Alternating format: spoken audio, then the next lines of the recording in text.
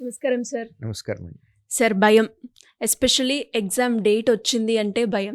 Exam రాయబోతున్నాము అంటే exam paper ఎలా వస్తుంది? రాసిన తర్వాత ఇంకొక భయం. క్వాలిఫై అవుతానా లేదా అని. ఇలా చిన్నప్పటి నుంచి ఎగ్జామ్ అంటేనే ఒక భయంగా మారింది సార్. అండ్ ఎస్పెషల్లీ ఎవరైనా కూడా ఇంకా కాంపిటేటివ్ ఎగ్జామ్‌కి ప్రిపేర్ అవుతున్నాము అంటే ఇటు టైం మేనేజ్ చేయాలి, అక్యురసీగా పెట్టాలి, స్పీడ్ ఉండాలి, ఇవన్నీ చూస్తారు. ఇంకా వాళ్ళ టెన్షన్, వాళ్ళ భయం అయితే ఎగ్జామ్ క్వాలిఫై అవుతానా లేదా, ఫెయిల్ అయిపోతానేమో అన్న భయం ఉంటుంది. సో ఈ భయాన్ని ఓవర్కమ్ చేసి ఎగ్జామ్లో క్వాలిఫై అవ్వాలి అంటే ఎలా సార్, ఎలా పాసిబుల్ చేయాలి? నమస్కారం అండి.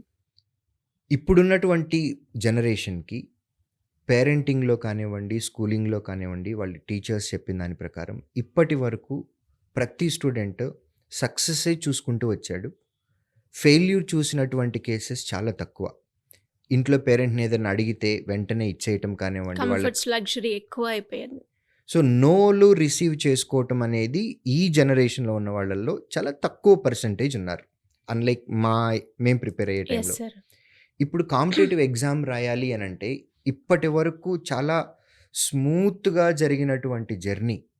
అంటే ఎగ్జామ్ రాస్తే గ్యారంటీగా పాస్ అయిపోవటం 80%, 90%, 9.5 సీజీపీఏలు ఇట్లాంటివి వచ్చిన వాళ్ళకి కాంపిటేటివ్ ఎగ్జామ్ అనగానే ఒక భయం అనేది ఒకటొచ్చేస్తుంది. ఎగ్జామ్‌కి ప్రిపేర్ అవ్వాలి అనన్నా భయమే. ఎగ్జామ్ రాసొచ్చిన తరువాత క్లియర్ అవుతుందా లేదా అనేది కూడా భయమే. సో ఇయన్నీ కూడా మనం వీటిలో నుంచి బయటికి వచ్చి మనం సక్సెస్‌ఫుల్ లైఫ్ లీడ్ చేయాలి అనంటే మనం ఒక 4 పాయింట్ ఎజెండాగా పెట్టుకోవాలండి. ఇటువంటి స్టూడెంట్స్ ఎస్పెషల్లీ భయపడుతున్నటువంటి students. So face the reality. మనము ఎగ్జామ్‌కి ప్రిపేర్ అయ్యి రాయాలి అనంటే మన ముందున్నటువంటి ఆప్షన్స్ ఏంటి? మనం ఉద్యోగం తెచ్చుకోవాలి అనంటే కంపల్సరీగా ఎగ్జామ్ రాయాలి. This is reality. ఎగ్జామ్ కూడా సింగిల్ ఎగ్జామ్ పెట్టేవి కొన్ని ఉన్నాయి. ప్రిలిమ్స్, మెయిన్స్, టైర్ 1, టైర్ 2 తర్వాత ఇంటర్వ్యూ పెట్టేవి ఉన్నాయి. Face the reality. Understand the reality. Plus ఎగ్జామ్‌లో మనం ఎగ్జామ్ రాసొచ్చిన వెంటనే ఊరికే ఆషామాషీగా వచ్చేది కాదు. మనతో పాటు మనలాగా ప్రిపేర్ అవుతున్నటువంటి చాలామంది స్టూడెంట్స్ కూడా ఉన్నారు మనతో పాటు. వాళ్ళందరినీ దాటి మనం ముందుకు రావాలి. ఇది రియాలిటీ. ఇలా వస్తేనే మనం కట్ ఆఫ్ మార్కులు క్లియర్ చేసి ఉద్యోగం తెచ్చుకోవటానికి ఉంటుంది. సో ఈ రియాలిటీని ఫేస్ చేయటానికి మెంటల్‌గా ప్రిపేర్ అవ్వాలి ఫస్ట్ ఆఫ్ ఆల్. సో దీనికి సెల్ఫ్ కాన్ఫిడెన్స్ అనేది చాలా చాలా ఇంపార్టెంట్. సెల్ఫ్ కాన్ఫిడెన్స్‌తో పాటు మనకి కాంపిటీషన్ కూడా ఉంటుంది అనేది తెలుసుకొని దానికి తగ్గట్టుగా మనము ముందు నుంచి మైండ్‌ని రెడీ చేసుకుంటూ ఉండాలి. At the same time eliminate over thinking. చాలామందికి కాంపిటేటివ్ ఎగ్జామ్ రాయాలి అనంటే భయం. దేనికి భయము అనంటే నేను నిజంగా రాయగలనా లేదా? నా వల్ల కాదేమో. నేను తెలుగు మీడియం బ్యాక్‌గ్రౌండ్ నుంచి వచ్చాను.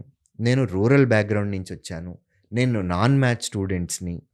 నేను మా కాలేజీలోనే వెనక నుంచి ఐదో పర్సన్‌ని లేదా వెనక నుంచి రెండో పర్సన్‌ని. నేను లాస్ట్ బెంచర్‌ని కాలేజీలో. నాకు ఇంత కాంపిటీషన్‌లో వస్తుందా? పోస్టులు 1000 పోస్టులే ఉన్నాయి. స్టేట్ మొత్తం మీద వచ్చే 1000 పోస్టుల్లో నేనుంటానా? ఈ భయాలనేవి ఉన్నాయి. Let's come out of it.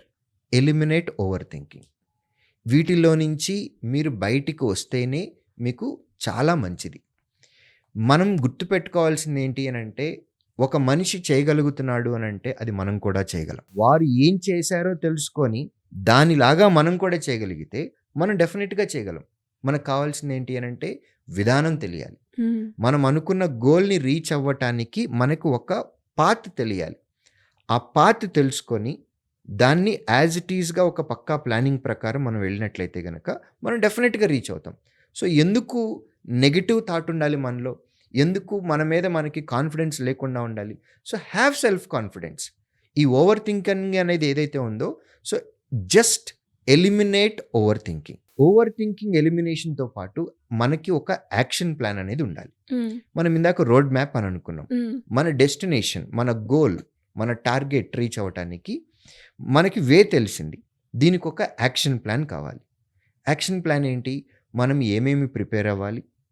Last year question papers ప్రకారం మనము ఎలాంటి క్వెషన్స్‌ని ప్రిపేర్ అవ్వాలి? ఏ స్టాండర్డ్ వరకు ప్రిపేర్ అవ్వాలి? దీనికి సంబంధించి ఒక టేబుల్ లాగా మనం ఒక మన క్యాలెండర్‌ని మనమే డిజైన్ చేసుకోవాలి. మన షెడ్యూల్‌ని మనమే వేసుకోవాలి. ప్రతిరోజు ఎన్ని గంటలకు లేవాలి, లేచిన తర్వాత ఏం ప్రిపేర్ అవ్వాలి, తర్వాత బ్రేక్‌ఫాస్ట్ ఎప్పుడు, లంచ్ ఎప్పుడు, డిన్నర్ ఎప్పుడు, ఫిజికల్ ఎక్సర్‌సైజెస్ కానీ లేదా మెంటల్ ఎక్సర్‌సైజెస్ కానీ, ఏ సబ్జెక్ట్‌ని ఏ టైంలో ప్రిపేర్ అవ్వాలి అనే దానికి సంబంధించి ఒక షెడ్యూల్ అనేది మనం వేసుకోవాలి. హ్మ్. ఒక యాక్షన్ ప్లాన్‌ని తయారు చేసుకొని దాన్ని తూచా తప్పకుండా మనం ఫాలో దాన్ని అవ్వాలి. ఫాలో అవ్వాలి. At the same time rewrite the mind set. Rewrite the mind set. ఈ మైండ్ సెట్ ఏంటి అనంటే, ఇందాక మనం మాట్లాడుకున్నప్పుడు నాకు వస్తదా? రాదా? Come out of it. నాకు వస్తది. పక్కన వాళ్ళకొచ్చింది కాబట్టి నాకు కూడా వస్తది. ఇది బయలుదేరి వెళ్ళాలి. కాంపిటీటివ్ ఎగ్జామ్‌కి వెళ్ళేటప్పుడు ఈ రీరైట్ ది మైండ్ సెట్‌లో అందరికీ అన్నీ నేను సోషల్ మీడియాలో చెప్పలేనండి. బట్ మీరు అడిగారు కాబట్టి సుమన్ టీవీ వ్యూవర్స్ కోసము మేము ఫాలో అయ్యే దానిలో ఒక పాయింట్ అనేది నేను చెప్తాను. ఈ రీరైట్ ది మైండ్ సెట్‌కి ఎలా ఉండాలి అనంటే, ఎగ్జామ్‌కి మనం వెళ్ళేటప్పుడు మన టార్గెట్ 80 మార్క్స్ అని పెట్టుకున్నాం. మనకి 100 క్వెషన్స్ వస్తున్నాయి 100 మార్క్స్‌కి. మన టార్గెట్ 80.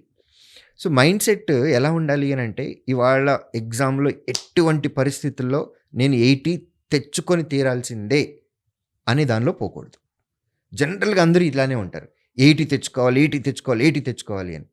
సేమ్ దీన్ని నేను మైండ్ సెట్‌ని స్వాప్ చేస్తాను.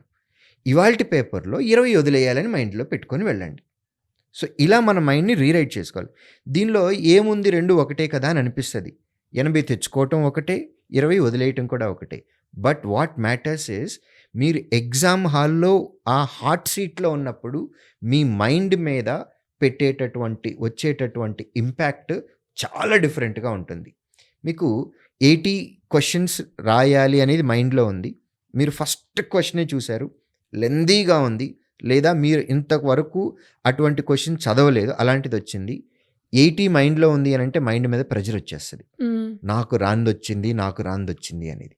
అలా కాకుండా ఇవాల్టి పేపర్‌లో 20 వదిలేయాలి అనే మైండ్ సెట్ ఉంది అని అనుకోండి. ఫస్ట్‌దే మనకి తెలియని క్వెషన్ వచ్చింది. బాగా లెంథీగా వచ్చింది. పోతే పోనీ ఇంకా 19 వదిలేయొచ్చు మనము. ఇన్ ఏ పాజిటివ్ యాస్పెక్ట్ అనేది వస్తది. సో, ఈ rewriting the mindset is also plays a key role. True. ఇవన్నీ గనక ఈ 4 పాయింట్ ఎజెండాని గనక మనం ఫాలో అయినట్లయితే యాస్పిరెంట్స్‌కి చాలా మంచి బెటర్ రిజల్ట్స్ వస్తాయండి. I repeat hmm. ఈ 4 points. Face the reality. F eliminate over thinking. ఈ యాక్షన్ ప్లాన్. ఏ రీరైట్ ద మైండ్ సెట్. ఈ 4 లెటర్స్‌ని గనక మీరు జాయిన్ చేసుకున్నట్లయితే ఫియర్ అని వస్తుంది. ఈ 4 పాయింట్ ఫియర్ ఫార్ములాని కనుక వాడినట్లయితే ఎగ్జామినేషన్ యొక్క ఫియర్ ఫ్యాక్టర్ అనేది పోతుంది. దాటి మీరు సక్సెస్‌ఫుల్‌గా ముందుకెళ్ళాలి. ఉద్యోగం తెచ్చుకొని మీ లైఫ్‌ని మీరు లీడ్ చేయడానికి మంచి అవకాశం ఉంటుంది. Super sir. ఫియర్‌లోనే ఇంత అర్థం ఉందా అని అర్థమైంది మీరు చెప్పిన తర్వాత. సో, చాలా స్టూడెంట్స్‌కి కూడా ఇది హెల్ప్‌ఫుల్ అవుతది. బికాస్ ప్రతి ఒక్క స్టూడెంట్ ఫేస్ చేసేది ఏదైనా ఉంది అంటే ఫియర్. సో, అది నేను కూడా ఫేస్ చేశాను ఎగ్జామ్ టైంలో. అసలు ఎగ్జామ్ ఉంది అంటే చాలు ప్రిపరేషన్ చేయలేదని, సరిగ్గా రాయలేదని, ఎలా రాస్తానో లేదో తెలీదని, ఓహ్ మై గాడ్! తీరా రిజల్ట్స్ వచ్చే వరకు ఉంటది సార్. కొంతమందికి మ్యాథ్స్ అంటే భయం. అబ్బో! మన లోపల మైండ్ ఏం చెప్తుంది అనంటే, నేను నాన్ మ్యాథ్స్ స్టూడెంట్‌ని, నాకు మ్యాథ్స్ అంటే భయం. ఫర్ యువర్ కైండ్ ఇన్ఫర్మేషన్, నా 20 ఇయర్స్ టీచింగ్ ఎక్స్‌పీరియన్స్‌లో నేను చెప్తున్నానండి. క్వాంటిటేటివ్ యాప్టిట్యూడ్ అర్థమెటిక్ అనేది హ్మ్. కాంపిటీటివ్ ఎగ్జామ్‌లో వచ్చేటటువంటి ఇది మ్యాథ్స్ స్టూడెంట్ కంటే నాన్ మ్యాథ్స్ స్టూడెంట్స్ బాగా చేస్తారు. దానికి రీజన్ కూడా నేను చెప్తాను. ఎందుకు సార్? మ్యాథ్స్ స్టూడెంట్‌కి నేను మ్యాథ్స్ ఆల్రెడీ నేర్చుకున్నాను అని ఒక మైండ్‌లో ఒక పాయింట్ ఉంటుంది. నిజంగానే వాళ్ళకి మ్యాథ్స్ తెలుసు. Hmm. No doubt about it. Hmm. కానీ కాంపిటీటివ్ ఎగ్జామ్‌లో మేము చెప్పే టెక్నిక్స్ వేరు. వాళ్ళు సాల్వ్ చేసే టెక్నిక్ వేరు. ఈ 2 డిఫరెంట్ ఉంటాయి. హ్యూమన్ మైండ్ సెట్ ఆల్రెడీ మనకు తెలిసిన పాయింట్‌ని ఇంకొకళ్ళు వేరేలాగా చెప్తే యాక్సెప్ట్ చేయదు. సో, అది రీరైట్ చేసుకొని ముందుకు వెళ్ళేవాళ్ళు ఎవరైతే ఉంటారో వాళ్ళు జమ్ అవుతారు. నాన్ మ్యాథ్స్ స్టూడెంట్స్ ఎందుకు బెటర్‌గా పెర్ఫార్మ్ చేస్తారు అనంటే, they are like white paper. Yes. వాళ్ళకి మేము క్లాస్ రూమ్‌లో ఏదైతే చెప్తామో they receive. Feel it as something which is written in Bhagavad Gita or Bible or Quran. మేము చెప్పింది వాళ్ళకి వేదం. మా మాట వాళ్ళకి శాసనం. హ్మ్. కాబట్టి వాళ్ళు మేము చెప్పింది చెప్పినట్టు యాజ్ ఇట్ ఈస్‌గా ఫాలో అవుతారు. So, maths students, non maths students doesn't matter. మీరు 60% స్టూడెంటా? లేకపోతే జస్ట్ పాస్ స్టూడెంటా? లేకపోతే పాస్డ్ విత్ డిస్టింక్షనా? Doesn't matter. కాంపిటీటివ్ ఎగ్జామ్‌లో అందరూ ఒకటే. ఎట్ ది సేమ్ టైమ్ కొంతమంది స్టూడెంట్స్‌కి ఇంగ్లీష్ అంటే భయం. తెలుగు మీడియం స్టూడెంట్స్‌కి ఇంగ్లీష్ అంటే భయం ఉంటుంది. నా ఎక్స్‌పీరియన్స్‌లో నేను చెప్తున్నానండి. ఇంగ్లీష్ మీడియం స్టూడెంట్స్ కూడా ఇంగ్లీషే ప్రాబ్లమ్. ఇంగ్లీష్ అనేది ఓపెన్‌గా యూనివర్సల్ ప్రాబ్లమ్. కాబట్టి ఇది అందరికీ ప్రాబ్లమే. మనం బాగా బెటర్‌గా పెర్ఫార్మ్ చేశాము అనంటే జాబ్ మనకే వచ్చేస్తుంది. ఎలా సార్ ఇలాంటి ఫార్ములాస్, టిప్స్ మీ దగ్గర నుంచి ఒక గైడెన్స్ ఎక్స్‌పెక్ట్ చేసే స్టూడెంట్స్ ఎవరైనా కూడా మిమ్మల్ని అప్రోచ్ అవ్వాలి అంటే ఏ విధంగా ఉంటుందంటారు? మా హెల్ప్ కావాలి, మా గైడెన్స్ కావాలి అని అనుకున్నటువంటి యాస్పిరెంట్స్ ఎవరికైనా సరే స్క్రీన్ మీద కనపడుతున్నటువంటి ఈ నంబర్‌కి కాల్ చేయొచ్చు. లేదా ఏపీ, తెలంగాణలో శ్రీధర్ సీసీ ఫ్రాంచైజీస్ ఎక్కడైతే ఉన్నాయో ఆఫ్‌లైన్ సెంటర్స్ కూడా వెళ్ళొచ్చు. Thank you sir. Thank you so much. నమస్కారం.